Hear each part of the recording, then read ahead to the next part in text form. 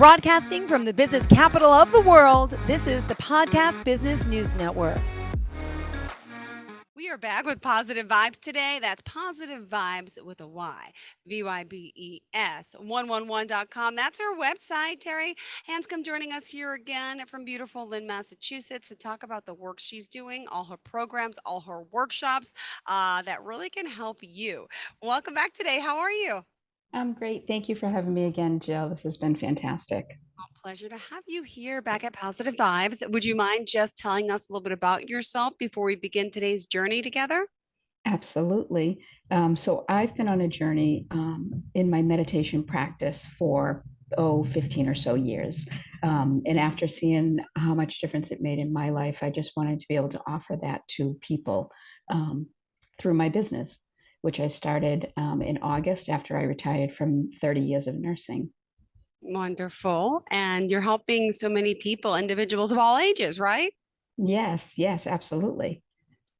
Which brings us to the topic of today. So I thought, I would be remiss if we didn't talk about the next Yeah. generation and how to calm their nervous system. Yeah. So I'm talking about like the little ones and what we can do as parents and caretakers to start them on a practice. And then talking about the teens who over the past 3 or 4 years have found themselves just riddled with anxiety after the pandemic and missing so much of their school years. So we'll talk about the program that I offer for them. Great. Well, let's begin. Go ahead. Excellent. So why is it so important? To teach our children how to control their emotions is a living legacy to creating a world where people can remain calm, have conversations with others who may have a different opinion than ourselves, and to allow a person the ability to write their own story. This is a world that I would love to live in. So how do we do this?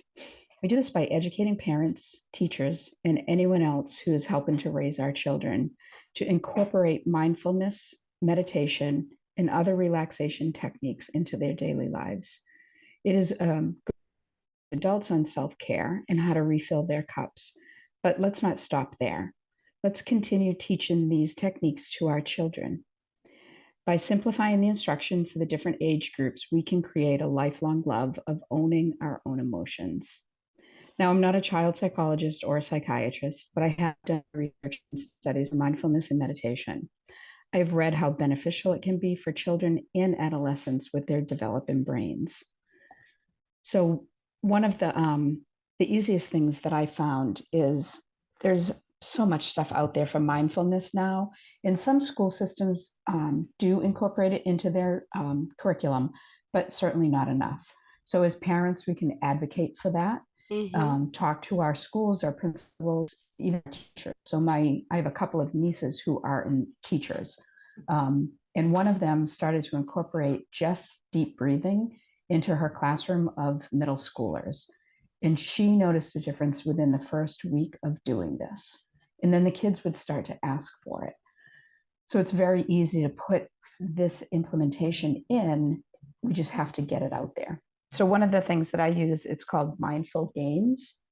And it's just a block that has individual cards that you can, it gives you all of the instructions on how to teach the children their mindfulness. So I'm going to go through a couple of them, if that's okay. Now, how old are your children, Jill? 6 and 8, 2 boys. Oh, perfect age for them too. Good. So this is called Mirror's Game. So we shift our attention from seeing to feeling to moving and back to seeing again to help us notice all of the different things that we can be aware of in every moment. So it's part of the life skills portion of the packet. And the duration is anywhere from 1 to 10 minutes. And that depends on the kid's age of what you're doing, who you're working with. So the supplies that you need is either stones, seashells, or other small objects for the children to put their focus on. And it's good for all ages. Of course, a little disclaimer here, you want to be careful if they're young that they're not going to put something in their mouth that's a choke and hazard. So leading the game, you tell them to sit with their back straight and their muscles relaxed and their hands resting gently on their knees. So you're going to place a stone down in front of them. You want them to look at the stone And then you have a bell. When you ring this bell, they can pick it up, close their eyes, and then feel the stone in their hands for a moment. Then you ring the bell. When you ring the bell again, they open their eyes, look at the stone in their hands for a moment. And then when you ring a bell for the third time, they place the stone back on the floor and look at it again. So they do the whole series. And then again, this time they do it without talking. You, as the instructor, just ring the bell for each step. So again, it's going to depend on the age, how well they can follow these instructions. But so you do it a couple of times. So you ring the bell, they pick up the stone, they close their eyes, they feel the stone, and then they feel their breath. Ring the bell the second time, open your eyes, look at the stone, breathe. Third bell, they place the stone down in front of them, look at it, and then breathe. So you can play this game in a circle if playing with more than one child. When playing with young children, talk them through the steps before trying it without talking.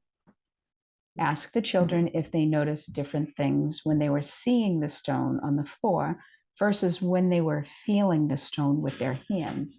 So it's definitely a sensory exercise here. And before the activity, make it fun by going out for a walk and finding that special stone or the special shell or leaf. So you can add variance into this game. The next one is a slow, silent walk. So we walk slowly and purposefully, and every time we step, we feel the sensations in our feet and legs. So this is really getting them into their body and feeling their body. So you can mark the space with masking tape. You can have a bell again. The duration of this is 3 to 15 minutes, and it's good for all ages. So you start by marking two lines on the floor about 6 feet apart. And you're going to begin at one line and walk very slowly to the other line, feeling our feet touching the floor as we step. Let's get ready by standing in one line with our back straight, knees soft, and muscles relaxed. So all of this is just bringing them quietly into their body and into their mind. So you tell them when you ring the bell, we'll start walking very slowly, keeping our gaze downward to make it easier to concentrate. Notice the feeling in each foot as you step. Do you feel the heel of the foot, the ball of the foot, or your toes? And again, you're going to teach the children a little bit of anatomy with their feet. When you get to the other line, you'll turn around and wait for the bell. That's the signal to start walking again. We'll focus on our breathing while we wait before the bell rings again. So you want to continue this as long as the children remain engaged. After some practice, have the children pay attention to the two parts of walking, putting the foot down and lifting the foot up. That moves to 3 separate sections with placing the foot down, lifting the foot up, and then moving your leg forward. Once they understand the game, the children won't need the lines on the floor, and they'll be ready to walk longer distances in the hallway, across the room, and outside in nature. Now you can see where this would be helpful to teachers as the children are walking to the cafeteria, if they're spaced in between, moving from classroom to classroom at different ages. And this is actually the adult version of mindful walk-in also. So you can walk in your office and it's keeping your mind quiet and you're focused on the same thing that the children are by placing their foot down, lifting it up. That's what your focus is. And let's see, I have just one more, and it's choose your breathing anchor. So this is going to teach them, I just actually did an adult breath class for meditation on March 7th. And this is basically the same type of thing, again, brought down to their age level. So we want them to be paying attention to feeling of the breath and where they notice it most. Do they notice it in their nose? Do they notice it in their chest? Do they notice it in their belly? And this is all to help them relax and focus on the present moment. So all you need for this is a cushion for sitting on the floor. 1 to 15 minutes. I suggest starting with the number of minutes as their age is. So a 5-year-old, you can do it for 5 minutes, but you probably want to start with 2 to 3 minutes to begin with and work your way up to that 5 minutes. So they sit with their back straight and their body relaxed, resting their hands on their knees, closing their eyes if they're comfortable doing so. And I always ask that because some kids have trauma that you don't want that, they're not comfortable closing their eyes. Again, I do the same thing with adults. Notice what it feels like to breathe in and out right now. And that's just getting them to focus on their breath as it's in its natural cycle. Now you ask them to put one finger under their nose and feel their breath going in and out. And can you feel it? Next, place your hand on your chest over your heart. Can you feel your hand moving when you breathe? Now place your hand on your belly. Feel the movement of your breathing there. Now place your hands back on your knees and breathe naturally. Notice where you feel the movement of your breath. I'm doing this, by the way. I hope some of our listeners are too. Go ahead. Excellent, excellent. Notice where you feel the breath or feel the movement of your breath most easily. Is it beneath your nose? Is it in your chest? Or is it in your belly? Whichever you choose, and there's no right or wrong answer, because this is going to be your anchor.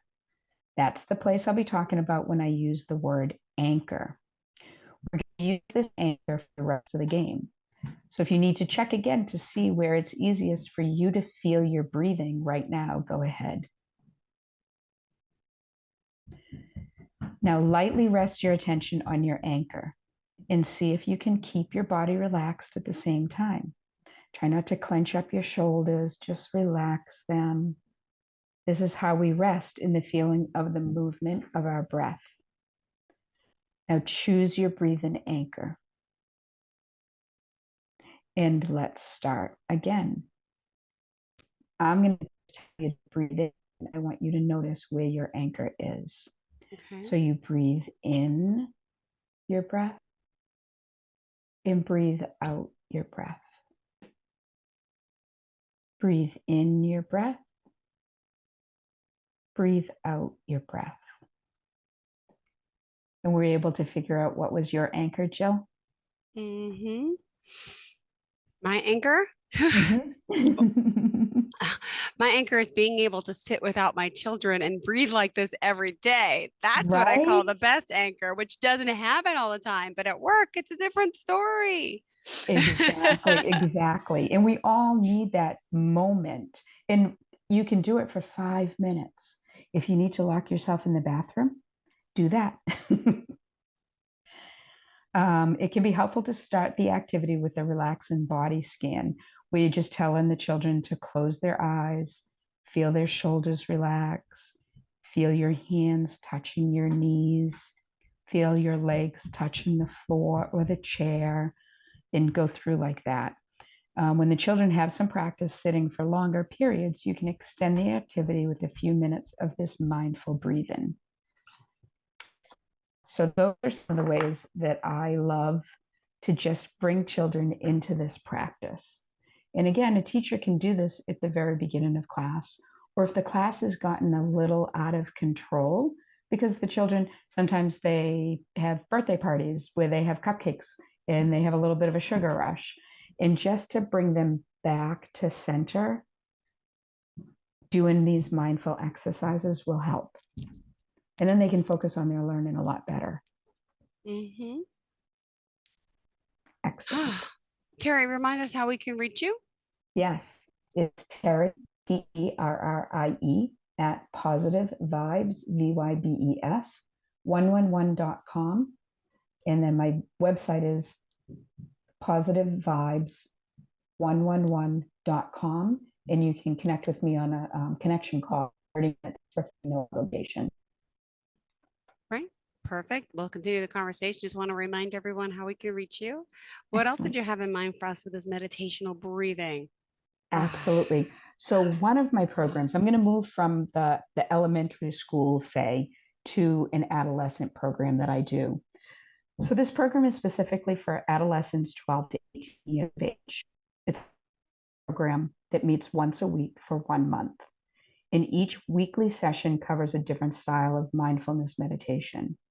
I charge half the price that I do for adult classes because I want these kids to come in and start the group program. I want them talking about it with their friends. Hopefully, it'll go viral. Everyone will benefit from the program. The athletes can harness and focus their talent on the field while shutting out the chatter.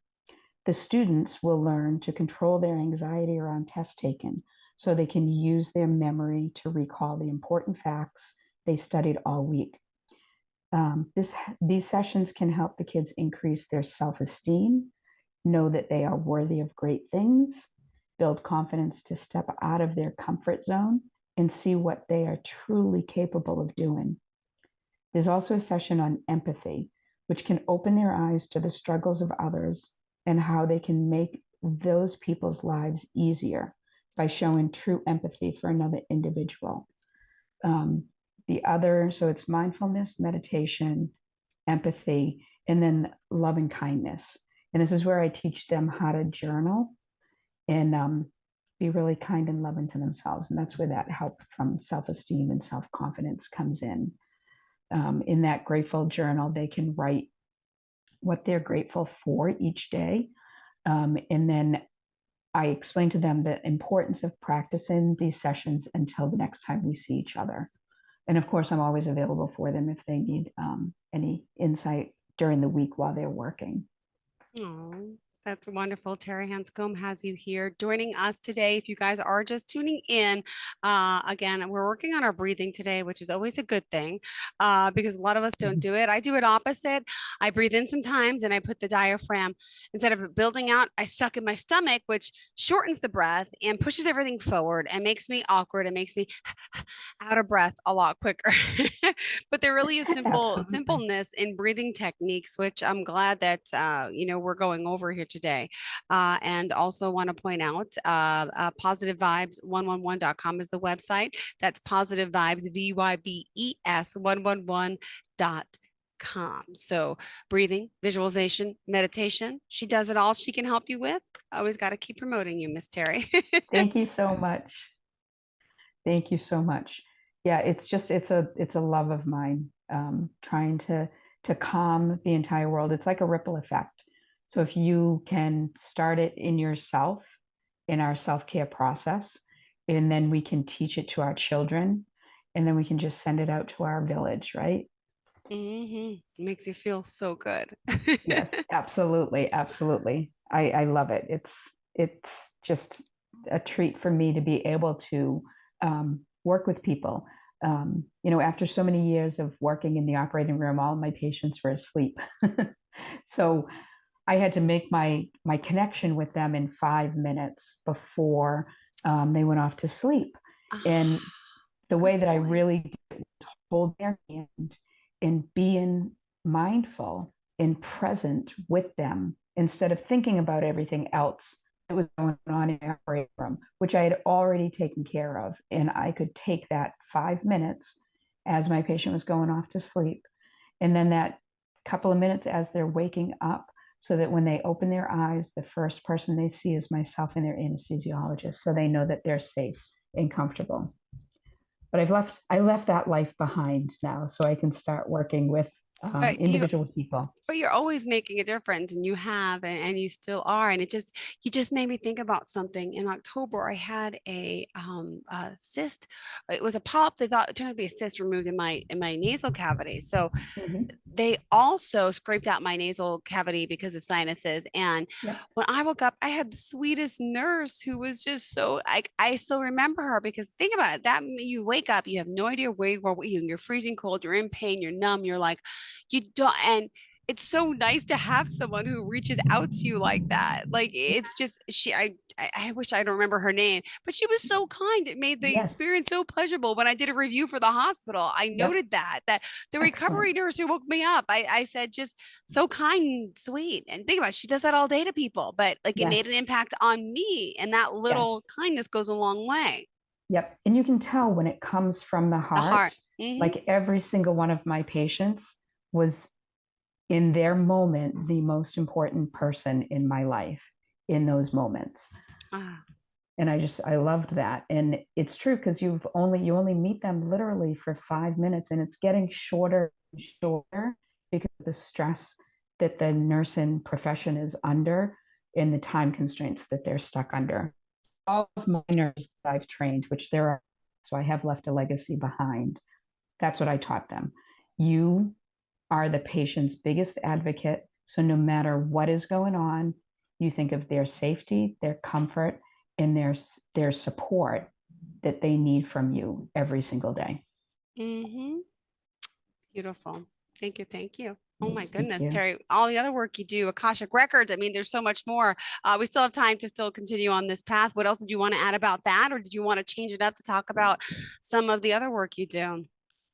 So the Akashic Records is I mainly use that in my healing with the surgical patients. I do read people's Akashic Records, kind of like a card reader for fun, or to find guidance um, along their records, which the Akashic Records we've talked about before is a book of your life in your soul's life. They're not predictive because we all have free will. So whatever I tell you, if you stay on the path that you're on and nothing changes, the guidance that they've given you will come true. But if you've changed or veered off, or somebody comes into your life that's not what was expected, it's all because of free will on how these records can help you. And then you can also look at your past lives, which I find very fascinating and fun. When I've done my past lives, I've found that I have been a healer or on my science field forever. So I've either been in the spiritual world or as a doctor or as a nurse, but always in the healing field. And I have been told by my readers, this is my life of mastery, where whatever I wasn't able to do in my past lives for healing, I'm able to do in this lifetime. So I do use the Akashic Records to read along other people's ancestral lines. So if you're doing the surgical program with me, where we do the pre-op visualizations, I also do the Akashic Records to go down your ancestral lineage to find where the disease has been incorporated into your DNA. And then I use vibrational tools to help to break up those blockages of energy along your DNA. And then I also use it to pull up crystals and create a healing grid for you. So in this month, I'm actually doing, if you sign up for a Reiki session, whether it's distance or in person, I'm going to go into your Akashic record and find a healing grid for you. So the healing grid, I won't be sending you the crystals in the grid, but I will take a picture of it for what I create here in my office space for you. And I'll explain to you what each crystal means for you in your healing. I love that. A crystal Yeah. tutorial again.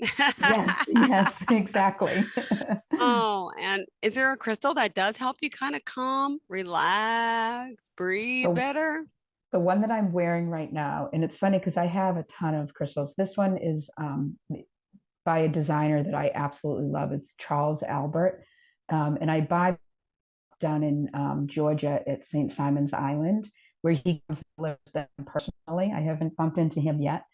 But this stone is a Larimar, Laramer, and it is a very soft energy, and it's a healing stone. So when I had my surgery, of course, I handpicked my team, and I gave each of my practitioners Larimar. So that's the Larimar girls and guys, because one of my scrub tech was a guy that I've worked with. I raised him. He was 19 when he came into the operating room. He's 42 now. Oh, Um, wow. yes, yes. And then the nurse was one of my young nurses. She's probably been at the Brigham for about almost 10 years now. And then my anesthesiologist I've worked with my whole time there. So Mhm. each of them, and my surgeon and the fellow that was working with her, all got Larimar stones. Wow. Yeah.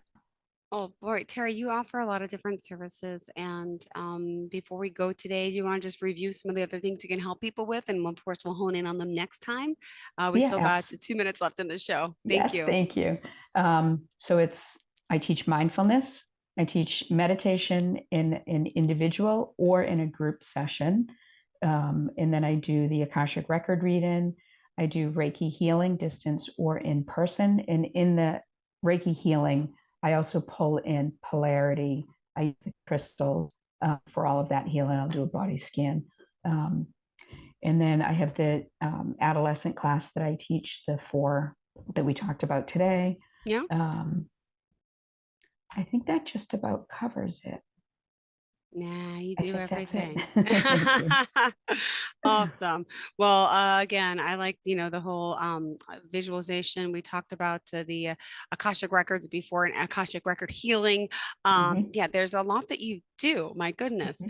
Yes. And if someone does want to reach out to you for that initial consultation to work with you, it's Positive Vybes. That's positive VYBES 111.com. And do you want to give out an email or phone number as well? So the email is Terrie, Terrie, at positivevibes111.com.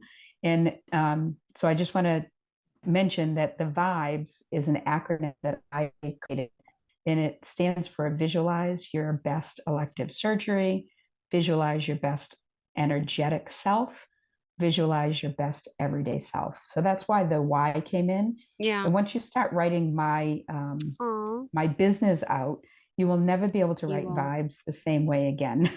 It's so true. Well, thank you again, Terry, for being here, for joining us. Always Thank you, pleasure to Jill. have you. And to all of our listeners and viewers, stay tuned. More of the shows on the way, and hopefully we'll connect next week again, right? Yeah, this might be our last one, I think. Oh, it is. Oh no. Okay. I think Well, it's so. been then. Let me tell you, it's been a pleasure working with you. You Thank you. It really have has a been a plethora full pleasure. of knowledge, and you're always on the ball. And I commend you on that. And it's really always good speaking with you. Thank you so Thank you. much. You too. Thank you All for right, we'll having me. connect again, right? Never say Yes, please. goodbye. It's see Never. you later. Have a great day, hon. Excellent. Are you looking for even more of the podcasts and hosts that you love? The Podcast Business News Network is proud to announce that you now have even more ways to listen live. Check out the MyTuner Radio, online radio box, and Simple Radio apps on iOS and Android, or find us online. Search for Business News Network on mytuner-radio.com, or search Podcast Business News Network on streama.com and onlineradiobox.com/US. Take your podcast on the go and don't miss a minute of the action.